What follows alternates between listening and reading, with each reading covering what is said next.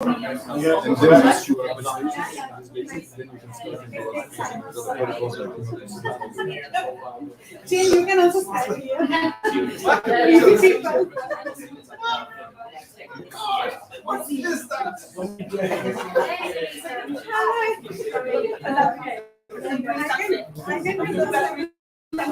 I can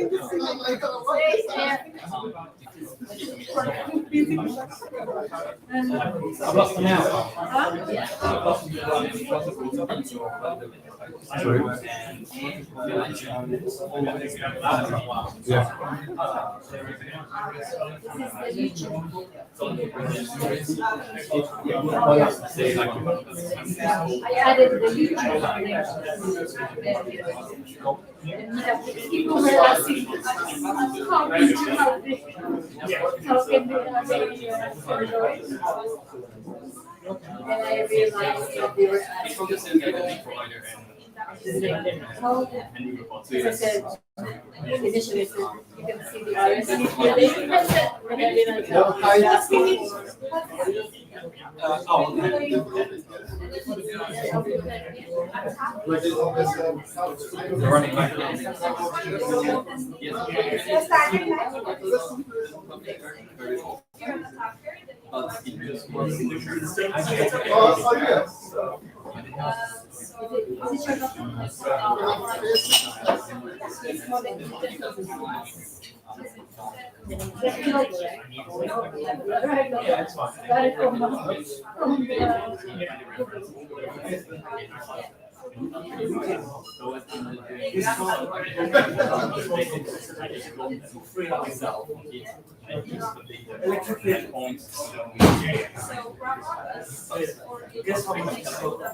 You have experience. You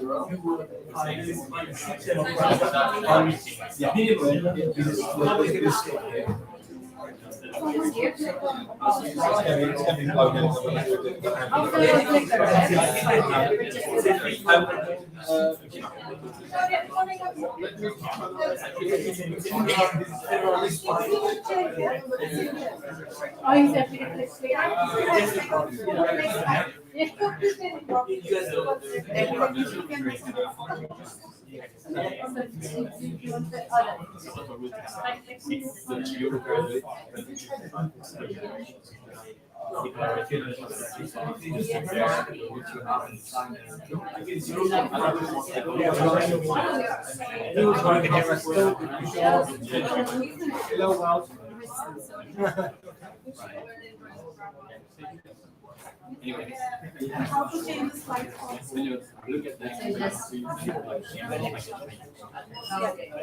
Next one. One's there. Only 3 spots here, then the pension one. Okay. Hi everyone, good evening and welcome to this joint event between GDG London and Flutter London. So GDG stands for Google Developer Group, and there are a lot of GDGs in the world. I think there's 1,000 something if I'm not mistaken. So there are a lot in different cities across the world. And Flutter being a Google technology, we're partnering up with Flutter London, who's got a lot of members. I think it's 8,000 something members. You can remember them, that's too many. So we've actually done joint events before as well, which was Flutter Festival London. I don't know who was there and attended this event. So that went really well. So now we're doing another joint event with Flutter London, called Flutter Devcamp, and Renuka and Sumith are going to talk about that later on. So tonight we're going to have 3 speakers. Simon is going to speak first, and then Teresa from JP and Renuka is going to give a talk about the Flutter learning journey.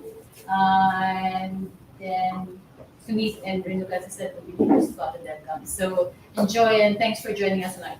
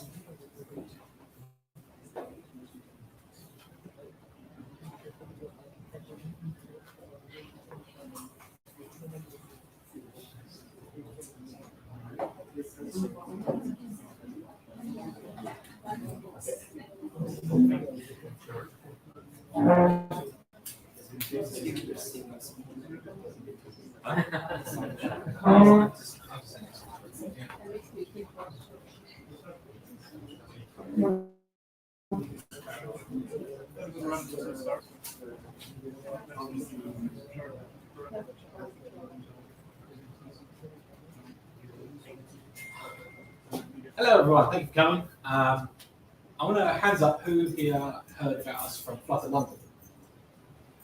Oh, so we've got a few locals, that's great. Thank you for joining us. I'm going to be talking about what's new in Flutter 3.3 and Dart 2.18. I did rush the slides, I apologise. I will be around to answer questions about the latest and greatest things during the breaks. So, yeah. This is the lovely Flutter 3.3. Everything we're going to talk about is actually from the articles posted online by Tim Sumith and the Flutter team themselves. So the links will be available, and I'll make sure that the slides that we all have will be posted to the group afterwards. Mm-hmm. So, forget about number one. Yeah, we'll be talking about a few of the main changes that have taken place, and ones that probably affect most of us if we're working with Flutter at the moment. So I don't know if any of you guys have actually looked at that announcement. I only got a look at it after we came back from Flutter Vikings. But global selection, something that we've sort of missed recently. On the web, if you're going to release Flutter on the web or Flutter on the desktop, there's the expectation that you can select text with the mouse across multiple text fields. Sadly, that was missing because obviously with Flutter coming from mobile as the primary platform, that wasn't in the ballpark. So now we have that. We have this global selection. There's now a selectable area widget that you can wrap any set of widgets with, and then it activates global selection on the text widgets underneath. So you don't apply it to each text widget. Instead, you just wrap the entire tree with selectable area, and then that will do the hard work actually. Another thing that that Flutter's recently, I feel like I don't work for Flutter, just key off here. Flutter has recently added improved trackpad support. There were some issues with trackpad support, and doing those lovely gestures that we all do on the Macs, they weren't going to work correctly. So now we actually have an improved trackpad support, and it solved quite a few of the bugs that were present. If you've ever experienced those, they're quite annoying.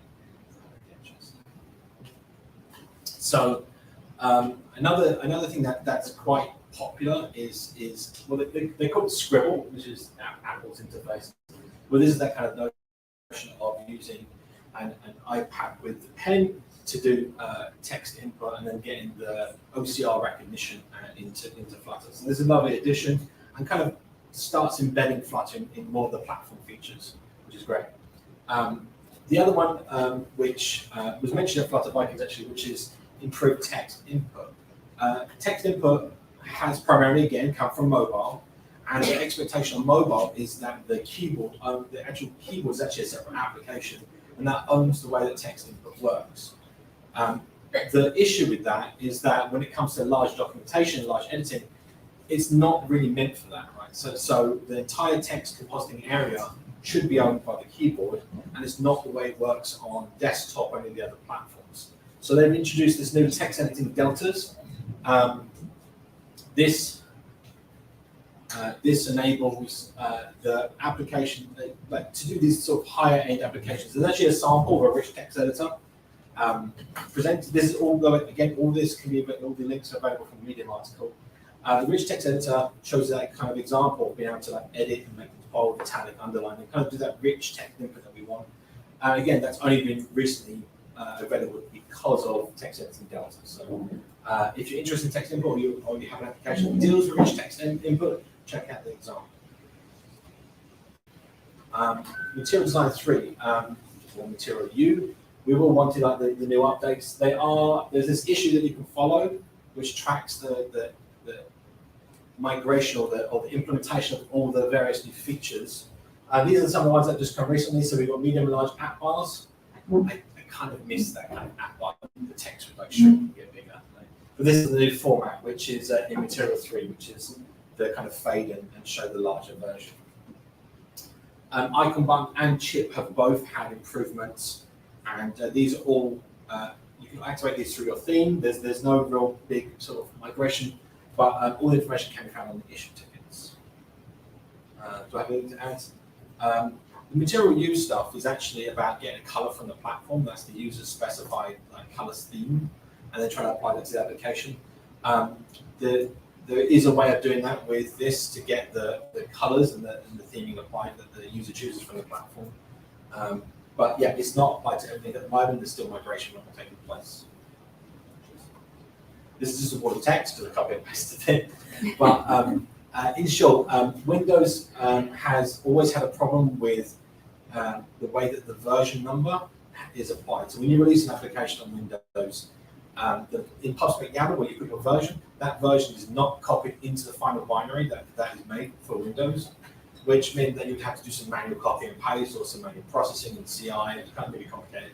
They've now resolved that. However, it does mean that you actually need to edit essentially recreate your Windows folder on your project. That can actually be achieved quite simply, but there are instructions. A migration going on the Flutter.dev website. Flutter.dev website. The quick and short way of doing this is just if you've got as long as everything's shipped into a repo, you're fine. Delete your Windows folder and do Flutter create dot in your Flutter project directory and recreate the Windows folder with all the latest changes, and that will give you this kind of update where when you release your app, you'll take the version number from your PubSpec YAML file and actually put that into the binary.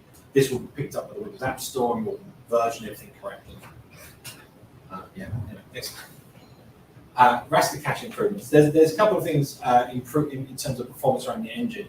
This one is actually kind of a big one. So in short, when you load an image from your assets, the byte array that is duplicated in memory is already in memory. What we don't want to do is copy it around lots and lots of times. Because just not only is there overhead in terms of time taken to copy that, but also it takes up and consumes more memory, especially when you have large images in your assets. So what they've actually done here is they've added a new API, immutable buffer from asset, which basically just means that it links to the original buffer and doesn't have to copy it. And in micro benchmarks, we get a 2x improvement. Overall, this will improve. I mean, it doesn't look like much here, but when you see that on sort of like that, sort of scrolling through a list of images and that kind of thing, when you're kind of trying to show images very quickly, that adds up very quickly, and you'll get that performance increase. Quick question. Which benchmarks did you use? So these micro benchmarks are actually on the Flutter repository. Okay. So you can actually run them yourself. I did not run these themselves. These are actually what the Flutter team ran. So you can confirm these yourself by going to I think it's in a test repository. There's a benchmarks folder. I can tell all the benchmarks that you run. So they are linked. You can run them yourself. So sadly, or positively, iOS pointer compression. So this was enabled in 2.10, it was a while ago. Basically, 64-bit applications use 64 bits. That's 8 bytes for a pointer. So basically, every object references lots of hardware. Those 8 bytes add up to quite a bit of memory. Pointer compression is basically the ability to use just, say, 24 bits of that 64 and tell the compiler that that is a compressed pointer. Overall, it does save space in terms of memory. However, there were some performance degradations and unintended consequences, as they say here, in the way that the stability of your applications would be. So it's now been disabled. In disabling this, it has revealed that iOS will, since you don't use pointer compression, will actually reserve a larger amount of memory for your application. And there are ways to actually, this does mean that you consume more memory.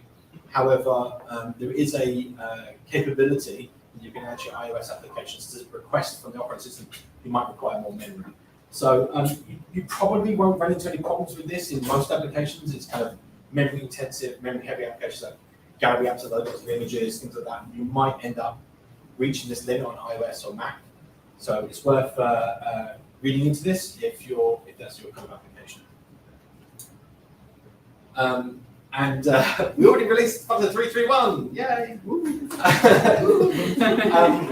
So yeah, there's an accessibility crash on Windows. If you've experienced this, now that's fixed in 3.3.1. That's the only change that's gone in there. It's a hot patch, so you should find there's no difference in any sort of compatibility with packages and such. So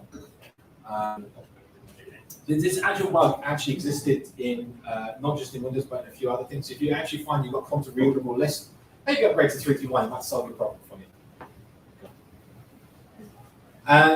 Right, Dart 218. I wanted to get a load of slides in. I didn't make time, so I'm just going to talk about this on the screen. The big thing here is actually the connection to Objective-C and Swift. This basically means that directly from your Dart code, you can call out to Swift functions. This is a big performance increase. So this means you don't have to transfer your parameters and your function calls through a method channel. So if you have some libraries, let's say that Swift libraries or some Objective-C libraries that you rely on for building your application, let's say on image processing or AI stuff or some heavy libraries, you can now communicate with those directly from Dart, and you don't have to go through any other line. So that's quite a big deal. Quick question: is it the same API? Meaning, is it like automating and like all the things that will work? So the way it works under the hood is completely handled for you by the FFI subsystem, and they expect you to import with certain names, and these are kind of it's the way that the libraries are generated and the way that they import with FFI. But previously to this, the FFI subsystem, that's the bit inside Dart, did not understand the Swift libraries or the Objective-C libraries, so they couldn't use those imports. So now you can actually, using standard FFI, which is like lookup function, allows you to load a library, look up the function, and actually achieve that with any Swift framework or Objective-C framework library. So that's really handy. The other section here that's mentioned in this is all going to a lot of detail inside of the Medium article, but there's two new HTTP libraries. So whenever you work with Dart, you import the HTTP library that backs onto Dart.io or Dart HTML subsystem, which there'll be one for the browser and one for native code, and both of those work in slightly two different ways. The web one uses the browser's implementation of Fetch, which to load web pages and content online, and then Dart.io one actually uses its own implementation of the HTTP stack. That's quite important. It uses a replication of what the system already has in it. The problem is there's certain things that you might want to do, like say, when I'm on Wi-Fi, now make this connection available. Or some of the, I'm on an unmetered connection, I want to do this. Is the battery a good power level? I want to change my connection, do something more intense. These are just some of the examples. I mean, I'm not going into it in detail here, but basically you make advantage here of NSURL session and Cronet. Cronet is the Android equivalent library. And what this means is that Dart will communicate direct with the platform libraries for HTTP. If you use Cupertino, the packages of Cupertino HTTP and Cronet HTTP, the packages on pub.dev. And in using that, you get higher throughput and better performance and compatibility. So it's worth checking these out if you're using HTTP, which I'm sure you all are. And then the final bit here, point update on null safety. Null safety has been a slow migration, and actually I was having a chat with Michael Thompson at Flutter Vikings about this. Internally, they're still transferring a lot of the Dart internal code to null safe. And at the moment, a lot of people, if your project crosses that null safe boundary, you need to run sort of 3 sets of tests. You need to test your code that's null safe, your code that's unsound. Let me be clear. You can have a project that's null safe, but it can be unsound null safety. That basically means it has some dependencies that are not null safe, so the entire project cannot be considered sound null safe. So you will have to run tests on unsound, sound, and then the mix of the two. It kind of gets really heavy. At the moment, the team is trying to get rid of that. That will reduce the testing overhead by 66% just by going to sound null safety. So they're working to do that at the moment, but what their update is about is the fact that in Dart 3, upcoming release, it's only going to be sound null safety. So if you have any unsound code, if you have any code that's not null safe now, now's your time to start migrating it before it gets to Dart 3 because you will not compile. So there's your warning. I think it's next slide. And I think you're all aware that Eric Seidel has left the Flutter team. In fact, on the race 2 here, I had a conversation with some other people. We all wished Eric goodbye. He'll still be a part of the community, he'll still be around, but he's not been actively working with the Flutter team on Flutter itself. So I'd like to give us all a round of applause. Say thank you to Eric.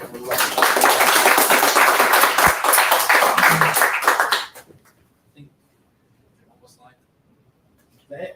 Oh, I've raced through. If there's any questions or anything else, I'm happy to answer now or during the break. Otherwise, I guess drinks. Have we got a break now? I don't know what to say. We'll have some break and then Yeah. competition. I think we'll start a competition at 6:35. So right now it's 6:30. So within 5 minutes, we do some fun. Yeah. So let's see how much you guys know. Thanks very much. Thank you.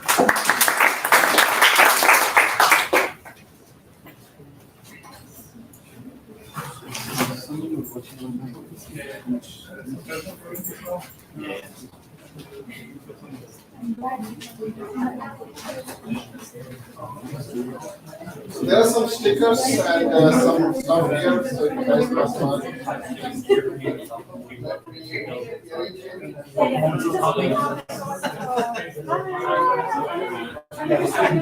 competition will include white paper and I'll have it on the screen, so try to submit. Yeah, online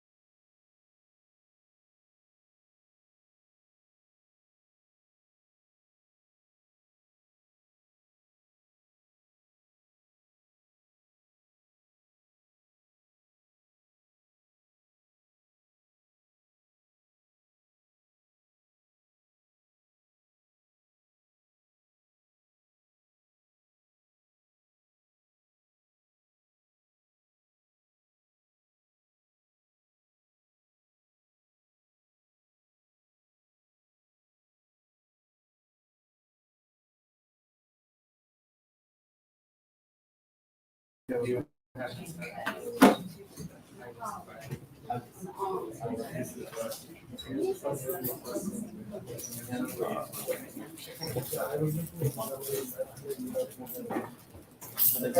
back? We're gonna do some fun bit. Yeah, we're gonna start a quiz and see how much you guys know Flutter. It's not going to be a very difficult quiz. At the same time, there are a few tricky ones in there. Yeah. People online, if you're still with us, can you change your name to like underscore or something? So what we have is we have one mascot for here. And it's like the most wanted thing, yeah. So basically, I'm giving away my own, yeah. So one mascot for people in here and one for people online, yeah. So if I can understand the people online, yeah, we can make sure that they get the mascot. Then we have few other T-shirts, yeah. So Flutter T-shirts. Don't block the projector. Yeah, and a mug from IO Extended, yeah. So yeah. And then some tote bags. So for people here, I'm going to try to give T-shirts, but the first prize winner will be basically the mascot. Yeah. Okay. So are you all in? All in. Come here.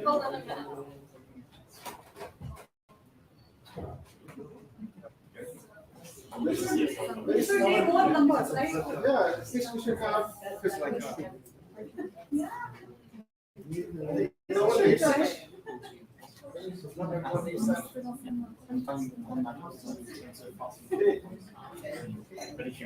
This is our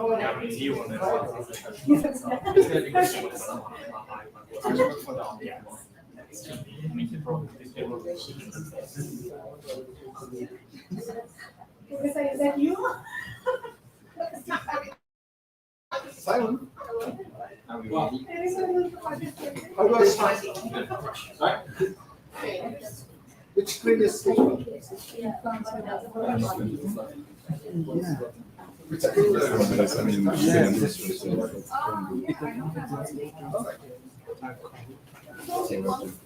Okay, all ready? Not yet. Not yet.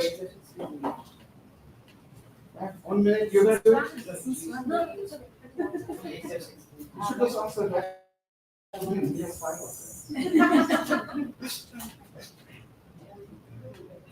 Good.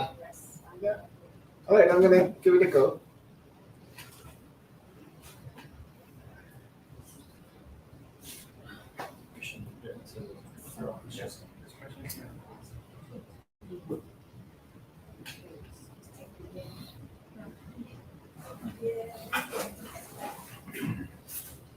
Okay, which company developed Flutter?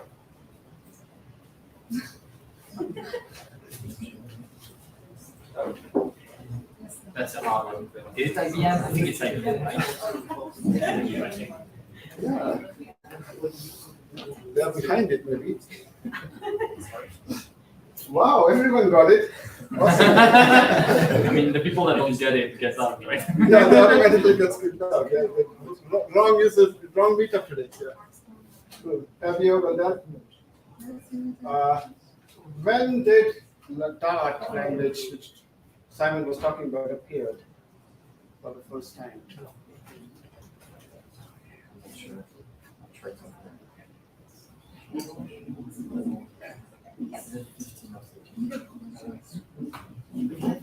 Okay.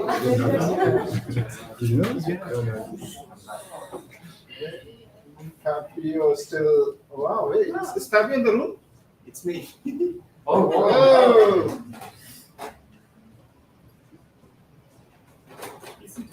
What was the first working name of Flutter?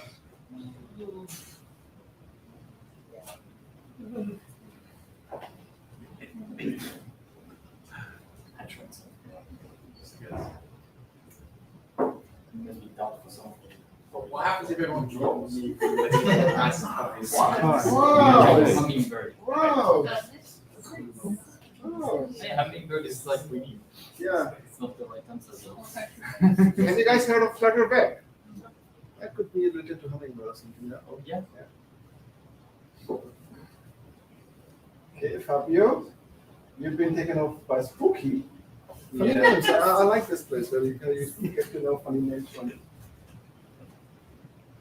What is the name of the base class for widgets that efficiently propagate information from down the widget tree? Yeah.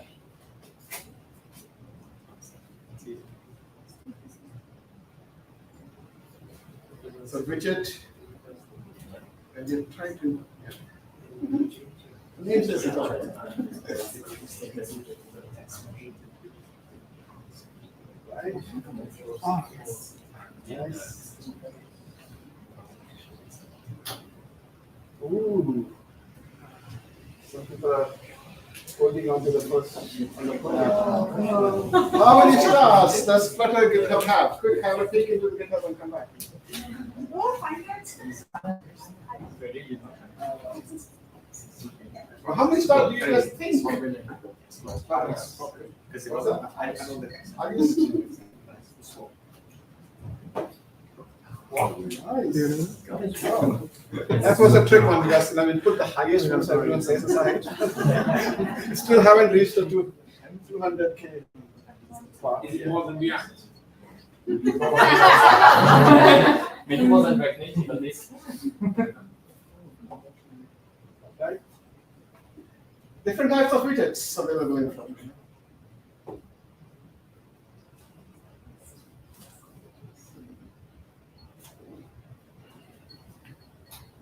Another question. Yeah. What's the widget? What's a widget? This is called component.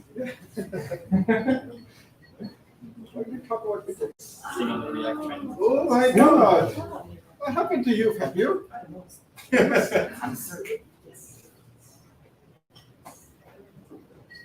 Spooky, who's Spooky's in the room? Oh, look at you! Wow. In working with Flutter, which configuration file is used most? What is the ABCD?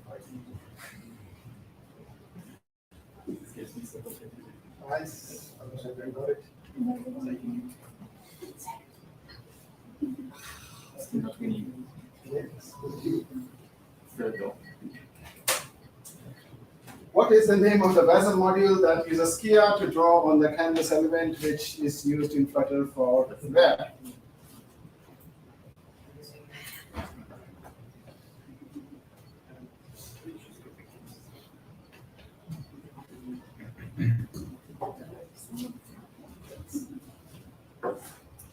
That's a hard question. Wow!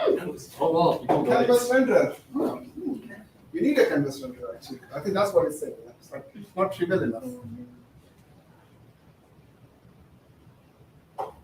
Okay. Joe data. Still almost coming up. Joe data. In the house. Oh, there you go. It's behind you. She's sitting there. She's looking.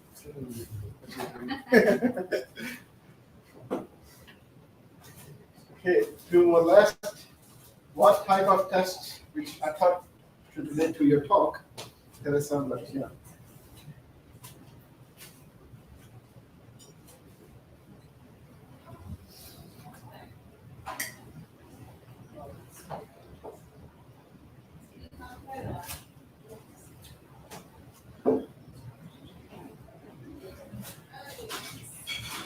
Oh, wow.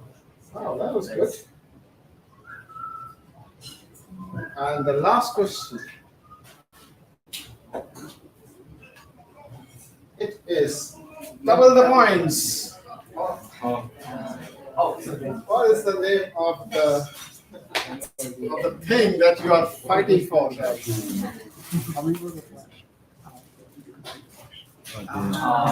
Fourth place.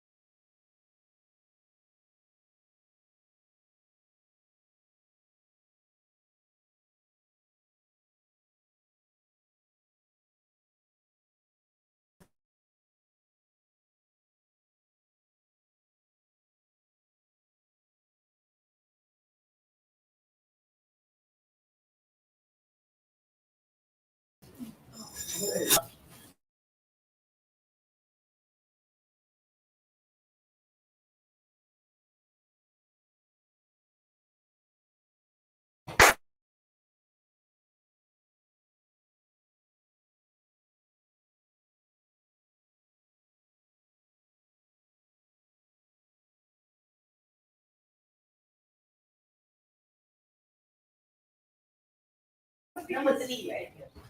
One minute. Then you can take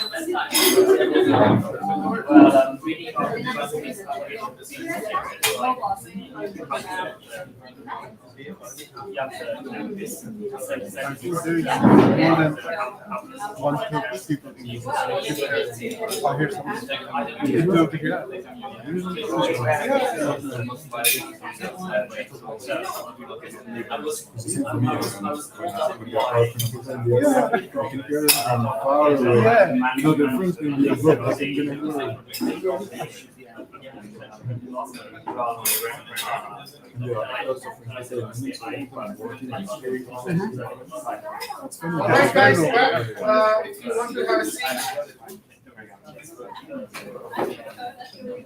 Okay, we're gonna start again. Online audience, if you're still with us, you may be hearing some cutlery noise in the background. People are enjoying food. Sorry for online guys, but you may be having better food at home.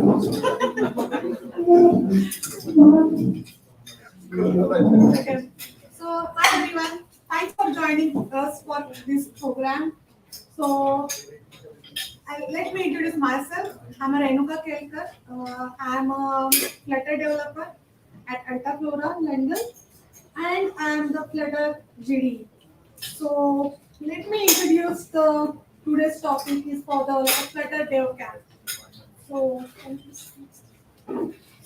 why there is a need of the Flutter Devcamp here? Why the Flutter Devcamp basically? So many people are asking us that could you please mentor us to learn the Flutter? Many people wants to learn the Flutter, but you can see here there are many YouTube channels who started teaching Flutter. There are many courses available, but there is not a clear roadmap. So where to start, what to learn, what are the steps you should learn step by step. So we are thinking that we have like a group of expert people. Why not we can help the new beginners to learn the Flutter basically. So this is our initiative. We are bringing all the experts from the Flutter community who are helping the peoples or who are helping or mentoring the peoples to learn the Flutter. So we are bringing all these people in one place and they will help us to learn the Flutter basically. So someone has tried to learn by their own, and this is the problem right now facing. Many people are saying that who already started learning Flutter, and they are facing this problem that when they started applying for the jobs, they didn't get the jobs. And what is the reason? That they don't have that skill which industry need, or they don't have that much expertise for that because someone has already shifted their focus from other technology to the Flutter, because Flutter is really easy to learn, but people are facing some problem. So that point is also we are going to cover with this Devcamp. So we are bringing some companies with us. So after finishing this Devcamp, you will get some opportunity to have like an internship opportunity here. So you will get a real feel of the actual industry, how the people are working with Flutter and how the projects will be developed with the Flutter. So this is again one thing, like we want to give like a one-stop solution that we can mentor you, we can help you for your journey, and then we can help you to get like a first internship, so that will help you to make your portfolio and let's have jobs in Flutter basically. So this is our initiative. We are just organizing this Flutter Devcamp from the next week. So in this, what includes in this Devcamp basically? So we are giving you the clear learning roadmap. We have like a bunch of experts here. Who they can help you in that things. Like we can give you the assignments and capstone project which help you to build your portfolio while learning the Flutter basically.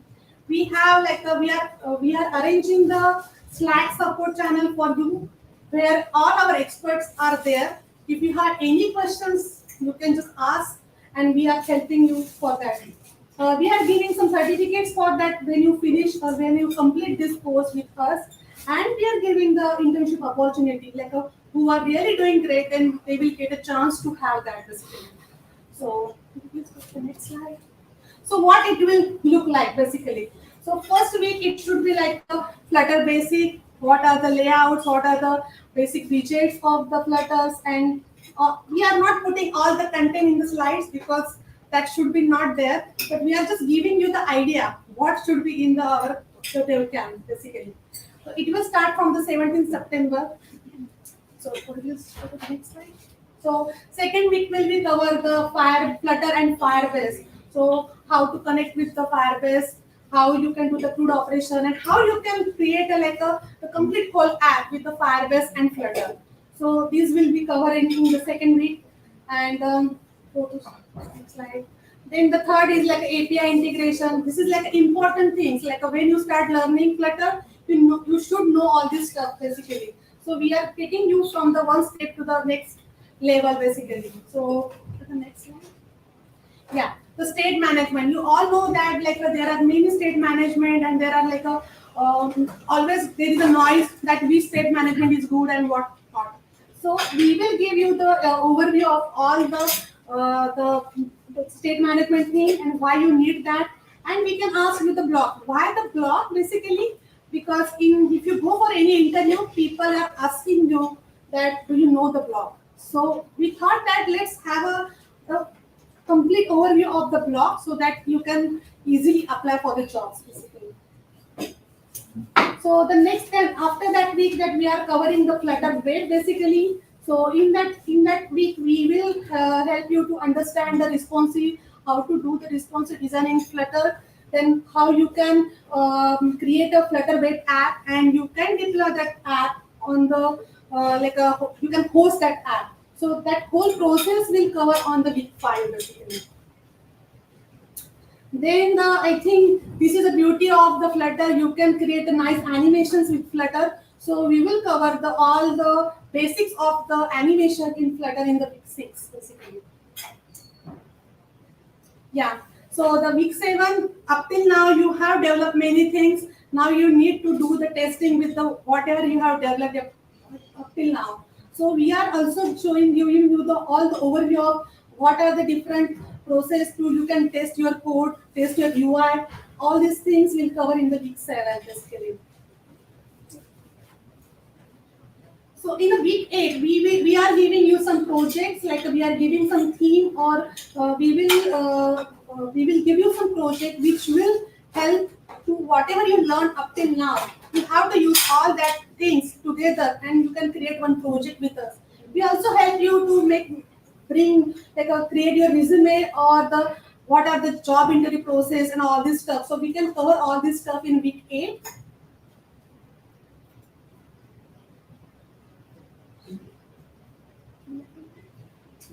So, from there, I think one thing Renuka forgot to mention is free.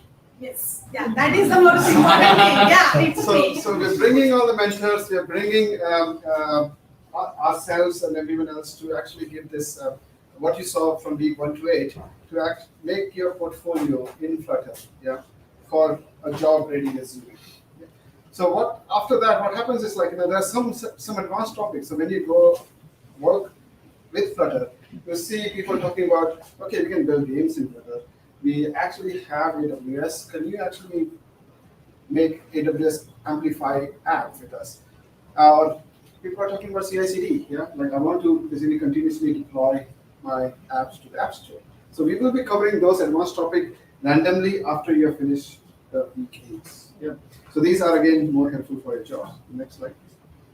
Yeah. So as mentioned, we will have another ceremony either here or somewhere else for people who have finished it. It's a tough one. It's 8 or 10 weeks of work. We will be validating that with our mentors. Yeah. Make sure that what we actually agreed on has been completed, and then we'll be giving you certificates, and we will have a graduation ceremony in London or either here or somewhere else. Yeah. So that's the music they talk about. So the next slide. So right now it's myself, Renuka, Jen, and Simon. We are trying to push this to the community, and also we are looking for more mentors. We already have 6 or 7 mentors signed up for this. Yeah, but if you are interested to teach people, just like us, for free. Have you some spare time? Let us know. We can look into your application. So you can sign up there, call for mentors. And next one. These are our current partners, and one of our partners is actually standing next to us, who will be providing some level of internship. So I just want them to thank you and to tell us. Thanks, Sumith. Yeah, I'm Rohit. I'm representing students over here. So we are proud to be associated with this event along with Google. It's a great initiative. I see that there will be a lot of talent coming out of this. So we as a company are a software development company based in London, and our presence is there in Dubai, Delaware, and India. So yeah, we are looking forward for the people to join us as an intern after successfully completing this Devcamp. So we are the one eyeing on getting you the internship once you're done. Okay, All the best, guys, and enjoy. Yeah, and also heard Spooky is here. Yes. I'm Cantabile Cara. I represent Offshore here, and we also are available after Devcamp to provide internships. We're very much using Flutter. We have a mobile application now and a web application that we're building.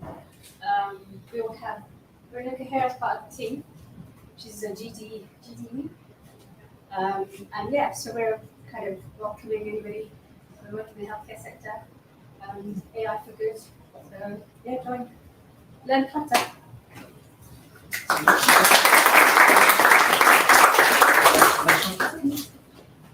So yeah, join the Devcamp if you are thinking to learn, or you've been like just over the edge, like I've been doing this, I want to learn it. It's a bit of an intense program, but I think we have people who will be helping you through the journey and taking you across, and making you like one of the biggest community in London for Flutter. Yeah. So just want to bring that in. So there's a call for mentee. Take whatever screenshot if you are online, pictures if you are here, so that you can apply for it. We're gonna choose. Yeah, so it's not like you applied and we'll choose from the people what their need is, where they stand. Are they really committed? So we want commitment first of all. Yeah, are they really committed? And once that has been established, the journey starts. Yeah. So that's called for mentee. And next. So yeah, that's a biggie one. So that's the screenshot. Just take it. Yeah. So the links are also on the event page on Webby and Meetup. Yeah, and we will send you after joining this, we will send you the emails for the more information about this. We'll send you a welcome pack after that, saying how would you like to continue with us. We will have meetings almost weekly, maybe Wednesday and Saturday, twice a week. Yeah, and then there are around 6 or 7 mentors who will be basically helping you to share. So I just want to clarify, make sure that it's clear that Renuka said that there are 2 sessions per week. Yeah. I think one short one and One 2 so hour one session. is 2 hours, one is 1 hour. hour session. Yeah. Okay, is that the last one? Yeah. So, yeah, a question? Question: Can you join online, or is it just? It's an online session. All learning should be online. Yeah. Yeah, so the question was, is it online? Yes, all the online, it will be all online. What we will be trying to do is partner with Flutter London or someone to actually have an event where we celebrate. Yeah. So we come here, we showcase the apps that we have built, or even for the graduation ceremony. So we will try to find that space whenever possible. But yeah, that's Devcamp for you. So yeah, if you're interested, please join us. Yeah. Just a quick survey. So who is here to find out more about learning Flutter? Or are you all Flutter developers or also learning this? And the rest are already developing Flutter, I guess? Oh, but you're just curious. Okay. that's fine too. Great. I will take another break while we set up the next talk. Food is still open. There's still a lot of food left. Make sure that the plate is squeaky clean. All right, we'll come back in 5 minutes. The next round of food.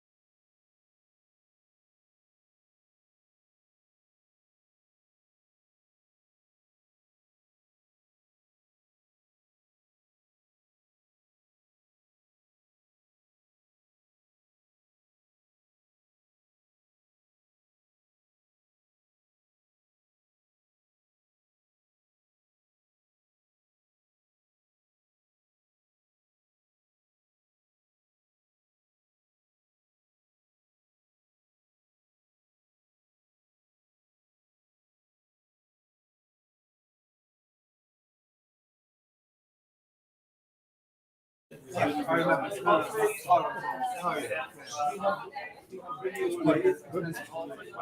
and Burmese is actually pretty hard. It goes all the way to Burmese Park. Open Traitors. Settle down, please. I used to go to Burmese Park.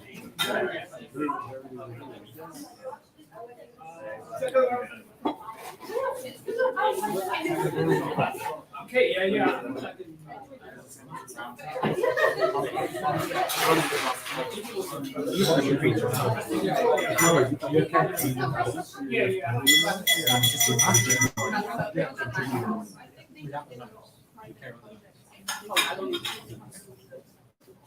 Okay, welcome back. Are we online?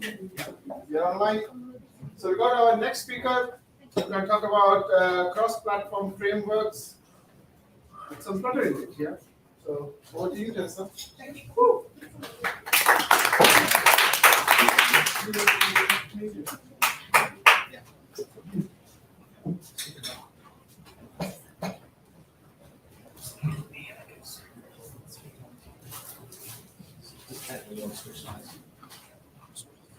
Hello, everyone.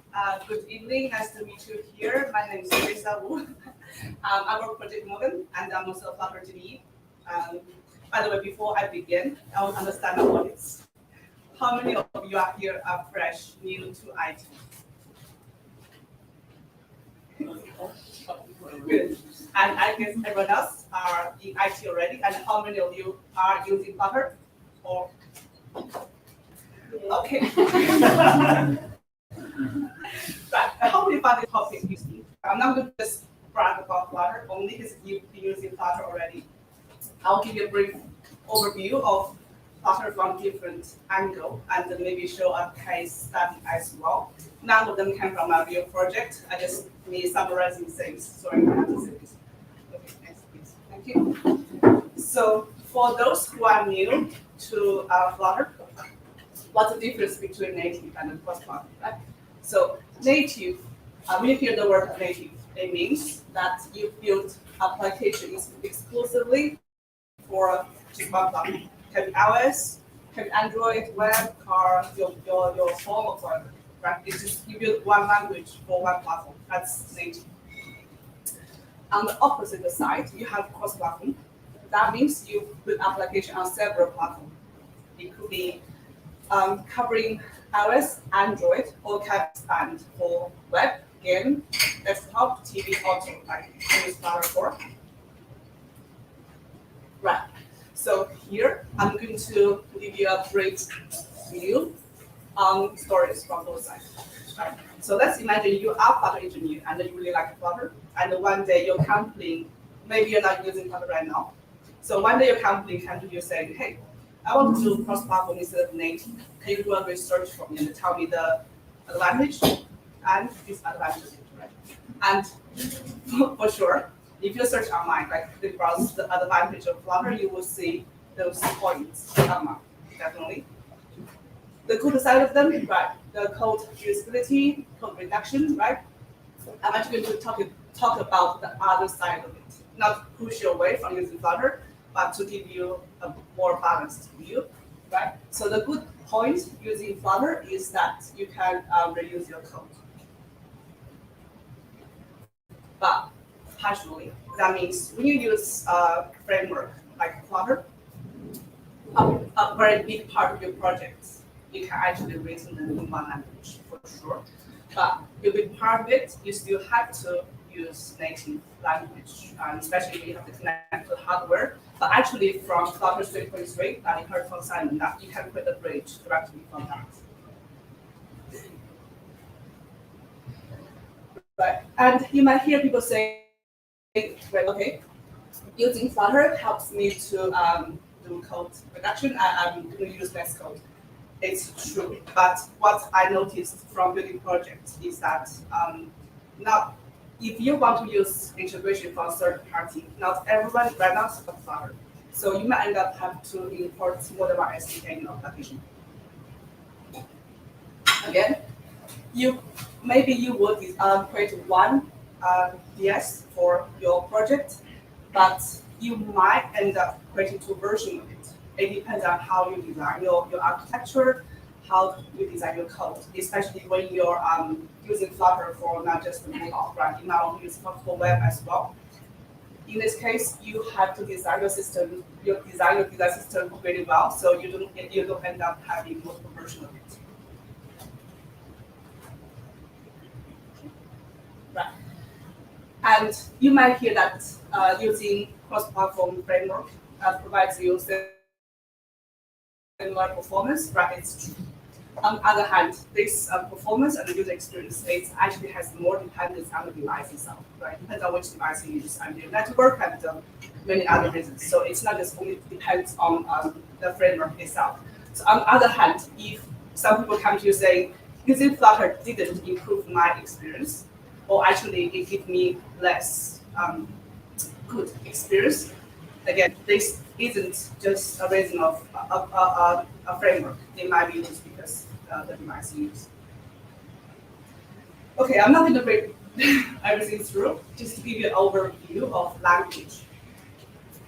So, and the framework, right? So, again, if your company is thinking of adapting to Flutter, one of the things that you might facing is the skill transfer, how to upskill your engineers, right? To be honest, in terms of the language, the idea, the testing, and the dependency management, from my experience, from native to Flutter to native to Collab to platform, they're very same. Even if you are using Collab and then you have to transfer yourself to JavaScript or TypeScript or Swift, Dart, and if we see next slides, right. Again, I'm not going to read everything through to give you an overview, right? Even in terms of the language itself, they are very similar. So for myself, when I started to learn Flutter from native background, it doesn't take me a very like a big learning curve to convert myself from Collab, Java to Dart. So as you can see, in terms of how you use constructor, how you create variables, how you handle null safety in terms of the different languages that are similar-ish. Maybe you don't memorize them when you have to write the project, but it's definitely something readable. Right? Okay, so now as engineer, and if your company is thinking of using Flutter, and ask you to research. As a developer, you've done your research, and your CTO is happy, saying, yeah, okay, I understand this from engineer side. But again, your company CTO is very responsible, right? This isn't just end the whole journey. She or he might decide to continue to understand how going to cross-platform might impact the business on the product side. So then he or she goes to the product owner or the test engineers or the designers, ask them about their view on cross-platform frameworks. And again, if you quickly browse the benefits of using Flutter or any cross-platform project, you might see those things as the advantages, right? Like it's faster time to market, but on the other side, this actually depends on your release process. So you can actually, how do I say this properly?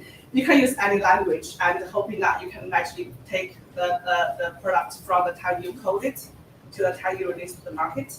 But to help you, enabling you to achieve it, it actually depends on your release process. You need to have a proper designed release process. It doesn't matter which framework you use. You can use multiple language, multiple framework here, but you have to design your release process properly.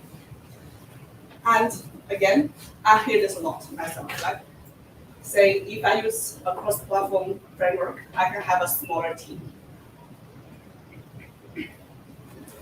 Right. So it might be a natural result, something you might achieve naturally by using cross-platform framework because you write less code. But never set this as your goal. never set your goal as I want to reduce cost. I want to save time.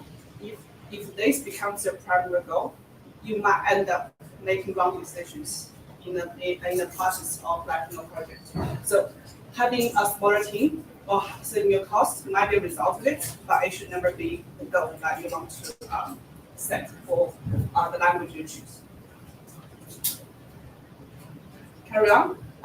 In terms of consistency in branding and experience, I'm going to actually finish everything together. Or I can make a quick MVP to the market by using Flutter, right? So in terms of the branding and the consistency in the branding, in a way, it's true, but it might be the same when you use native projects. And again, the good side of using Flutter, that you can actually release MVP very quickly. But we actually have done a very quick throwaway type-ish project using Flutter. But this code, because it's something we read half a bit, it will end up being a throwaway code. So think about that when you write an MVP, is something that you want to throw away or you want to continue to work on. And again, I see this a lot myself, is that when we start project, everyone's saying, this code was thrown away, it's going to be an MVP, I'll end up continue using it. So, so is that if you are thinking of continue using your code, right, don't mind to yourself in the beginning, design the code properly. Right. So, thank you. Again, now I will go back to our project. So now we are thinking of building a project using Flutter. And this can be, there were two cases, right? One is you might actually be building a greenfield project. What is greenfield project? Is a project that starts from scratch. If you're lucky, this is probably the best place to be. There's no restrictions, no dependencies at all. So if you are actually building a greenfield project, you're in the best place. But in most of the cases, we're not. We actually redeveloping existing application, we build up legacy code. That means this project, that when we transfer it, it involves a huge amount of design. We need to continue to support two systems until all the versions sunset. And it's going to be quite complicated to support both new and old technology in one project. I'm going to show you some case study, and I'm going to actually go a bit quicker here, depends on the time. Right. So, as a product owner, or if your company or your team is thinking of using Flutter, and one case study here is that I'm a startup company. I have 6 to 10 employees, and I want to quickly release the very first version of my mobile app to the market.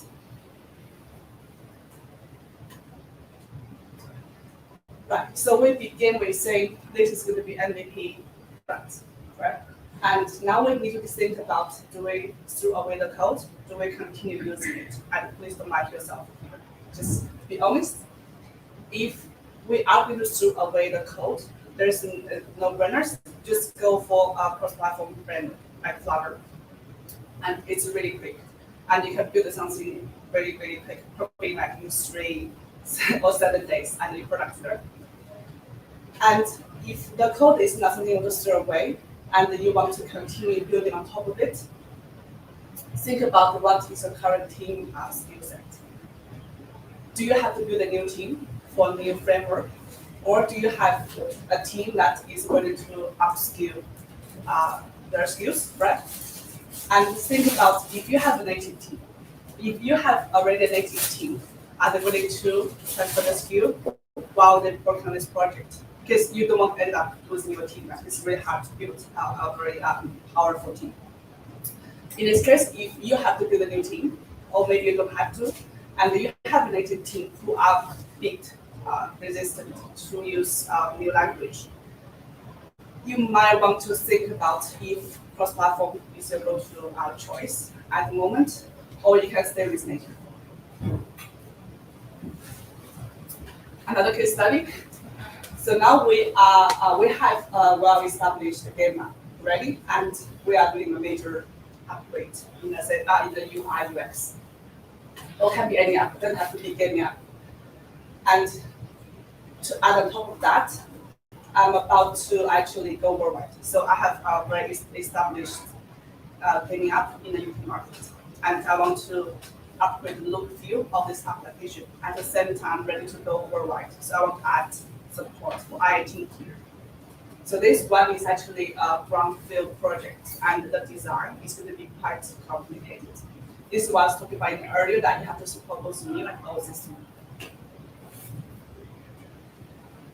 So here, the first question when you are doing this project is to think about if this is going to be a greenfield project. So you can actually upgrade on top of the existing code, or you can actually have the existing project on one side, have a team to support it, slowly sunset it, and create a new team to start this project from scratch. So this could be a greenfield project. So in this case, if it's not a greenfield project that you want to actually build on top of your existing project, you can consider using native if you are using native already, or you can think about using Collab multi-platform. So in my previous project, we did sample product using Collab multi-platform, and that is I haven't used this language for a while since I have changed. So I'm using that framework. It's actually quite nice. You can actually put everything you want, from the domain to data, but you probably just stop at the UI layer. And the only downside is that we found it's really hard to test on iOS. That's the only drawback with that. So if you are using a greenfield project, again, similar to the other case study, think about what is your current team skill set. Is the team that the majority of your team are native? So they're willing to upskill? Because in my opinion, right, when you think about building a product, always think about this from the people side, that you want to keep your team, you want to make sure your team is happy. If they are willing to upskill, you are in a very good place to actually start using or think of using cross-platform framework. But this isn't the end of it, right? The team might tell you, I want to upskill, yes, I'm happy to use Flutter. There's a gap. You see the square shape brackets that you still need to plan and think about how you upskill them. You have to have a strategy. You can't just tell your team, today you're using native. Tomorrow we move to Flutter, and think about how you want to transfer. No, that's not what companies do. You need to come up with strategy, support, study plan, or start up with the cap to help them transfer the skill from native to Flutter. And as an owner of the company, that you have to understand, there will be a pretty long period of time you need to support both systems in parallel, which can be a pain. But this is again, it doesn't matter which language you use, right? If you are in the transfer stage of your product, you have to go through this big painful process. So, thank you. Last case study. Now we are stepping up. We're actually medium-sized for now. We want to build the first mobile application. But in this case, we have already a web app, and it's actually very popular. So what did this give us as an advantage? Again, always thinking from your team, right? From the people side. Always start from analyze what is the current team skill set. And because you have a web app already, which is well established, in this case, you actually start from a very good place because API is ready, design is ready, the flow is ready. So you can actually use a lot of things. And what is the language for your web app? If the language for your web app is React, you might actually consider using Trinity. I'm sorry.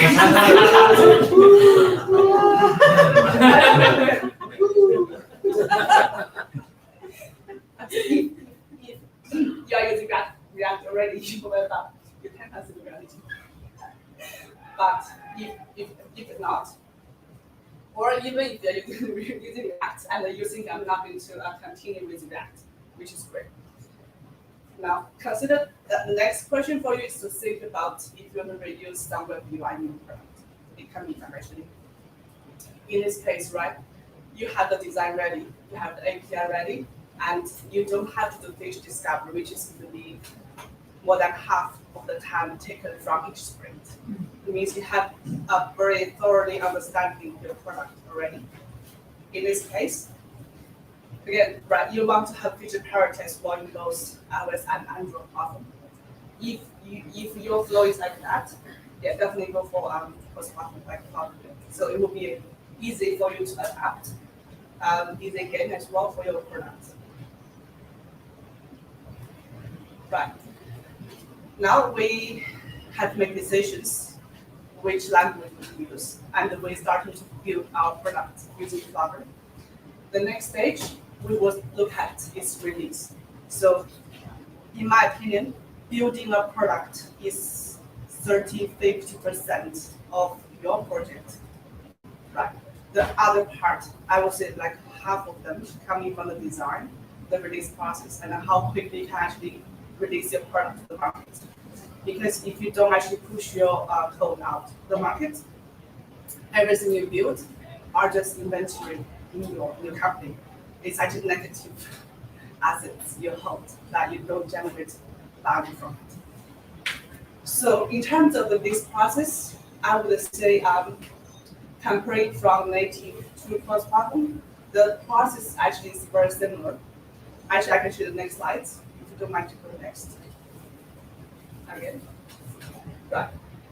So the process is very similar, except that in the beginning, you are building something using one language. You probably don't have to align the app version. Again, this can be automated as well. So the process itself is the same. You begin with, you probably have a sprint, and you have a release train. You cut release, and you make a build. And you take that build to run various of tests, right? You might find a bug here, and someone fixes the bug, and then you start the regression again. And in the end, after a few days, if you're lucky, 1 to 2 weeks, depends, the app is published and hotfix is available. Right. So, but by following this process, even though the process is set, the steps are same, the advantage of using cross-platform is that you only do it once. You don't have to do this for iOS, and do similar process again for Android or even for web. Right? So you only do this once. Again, the very famous Dora matrix. For people who is new for this matrix, Dora matrix stands for, I hope I'm getting this right, DevOps Research Association. Okay, great. So this team actually came up with 4 items how you can evaluate, how you can measure the success of your product in terms of how you release it, like DevOps. So in terms of comparing with native and cross-platform, in terms of deployment frequency, that means how often the team can successfully release to production. So these were things actually you will see things change from native to cross-platform framework. So this, for the first one, deployment frequency might be the same in terms of native and cross-platform. And lead time for changes is amount of time that when you start your first line of code or the first time you commit, depends on which branching strategy you use, right? Can be triangle flow. This amount of time that it takes from a commit to production. In terms of native, if you are using just iOS and Android, that could be 20 days, right? Or if you're using web, add on top of that, it would be 30 days. If you use like one language, like Flutter, it covers everything. It would be roughly 10 days. If you're using like running 2 weeks sprint, mean time to recover, that means how long it takes to recover from a failure in production. Right? If in native, because if you have a fail in production, it might take 4 days. If this happens on both platforms, it will be half of the time costs in cross-platform. And change in failure rate is the percentage of your deployment value production. So how often you have to fix something. So this might be, for example, 10, and it will be definitely less than 10 if you use just one language. So now we talk about the benefits, the ugly side of things, how we build it, how we can release it, right? The next question that you might actually ask is which one should I choose? Is that here things from both sides? Thank you.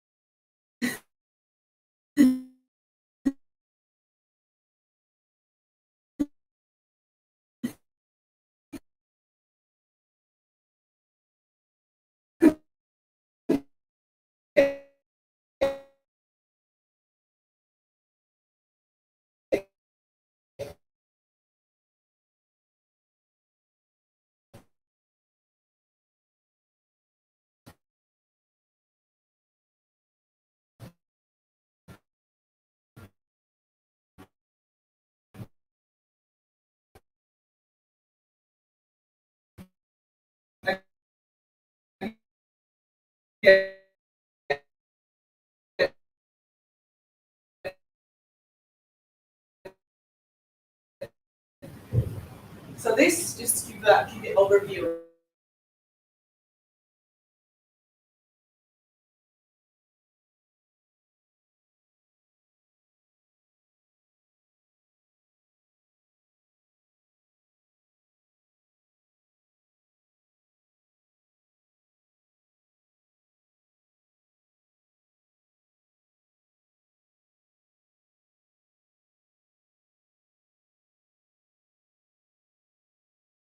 The next one is to say thank you, and I can say that in person.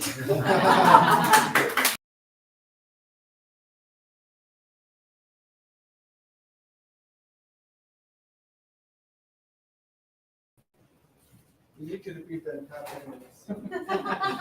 Thank you.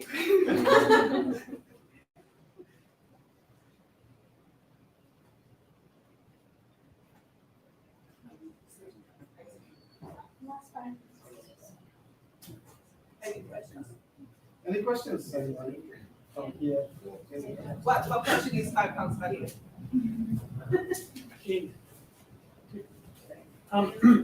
You mentioned when you said about different platforms, you listed web as a native platform. Yeah. To me, web is a cross-platform because when you build something that's supposed to run everywhere, you build a web application and it runs everywhere. So to me, it's in the same category as Flutter.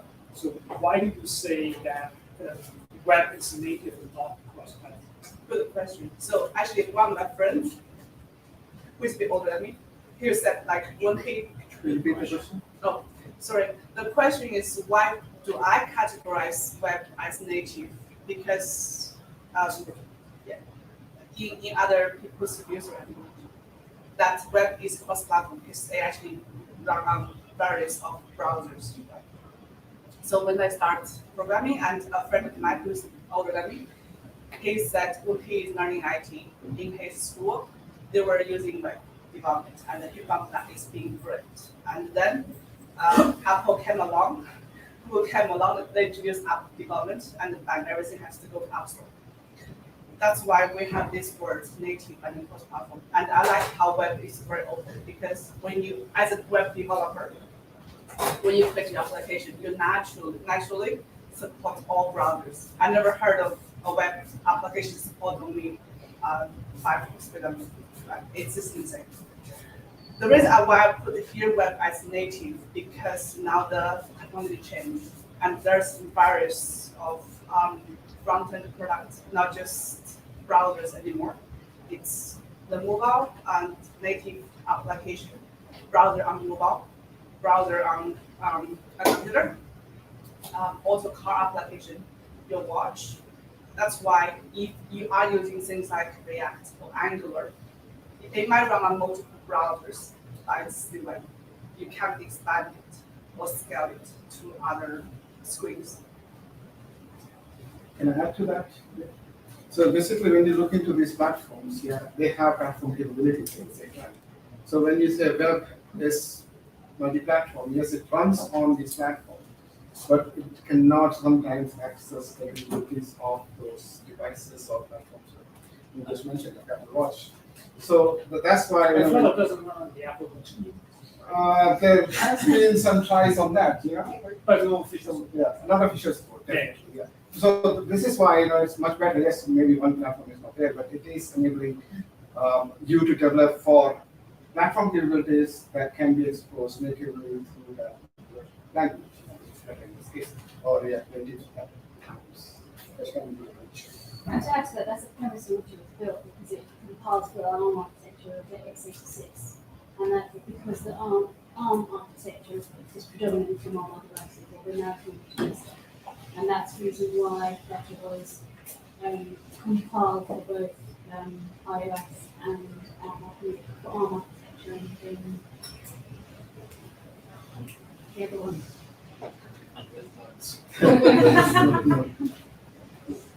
All right, that was your thing. Okay, we had a clap offline. We will clap offline.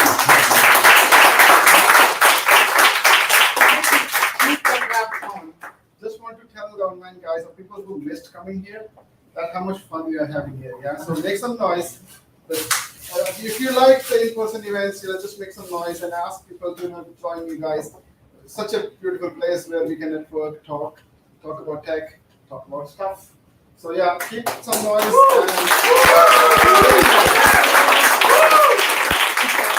Thank you, Teresa, everyone for giving us inspirations how to use Flutter. And join us for the Devcamp. It's going to be here. Drinks is still Drinks available. and food is still here. And good night, people online. Yeah, they're going to bed. We're drinking. That's great. Thank you for joining us. Yeah,